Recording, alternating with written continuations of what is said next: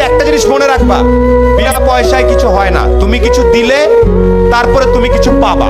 এটা সবচেয়ে আমাদের সবার মন খারাপ হয়ে যায়, আমাকে ডাকলো না কেন, আমাকে সম্মান দিল না কেন, আমাকে ট্যালেন্ট বলে বৃত্তি দিল না কেন, কারণ তুমি ভালো একটা খাতা জমা দিতে পারো নাই।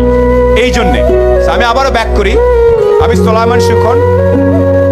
আমার কৈশোর পর্যন্ত 16-17 বছর পর্যন্ত ঈদে যদি আমি প্যান্ট নিতাম তাইলে আমার ভাই জামা নিতে পারবে, এইরকম পরিবার থেকে আমি উঠে আসছি।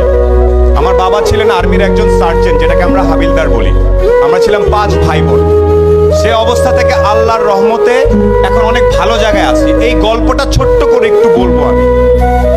আমি নর্মাল বিভিন্ন জায়গায় পড়াশোনা করছি। গাড়ির সিট বেল্ট কেমনে বাঁধতে হয় সেটা আমি আসলে 18 বছর পর্যন্ত জানতাম না। গাড়ির সিট বেল্ট এদিক থেকে টাই নাই না এদিকে বাঁধতে আমি জানতাম না।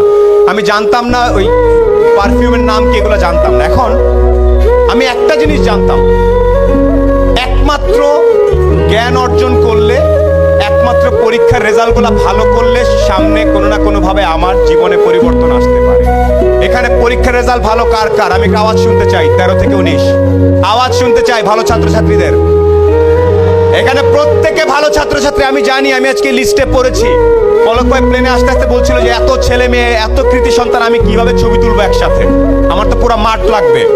সিংড়ার মতো একটা জায়গায় এতগুলা মেধাবী ছেলে মেয়ে তৈরি হচ্ছে।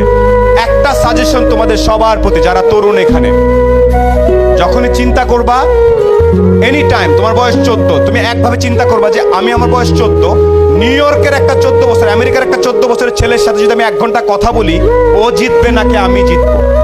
এই স্টাইলে যদি যেতে পারো তাইলে তুমি একটা কিছু হওয়ার চান্স থাকে।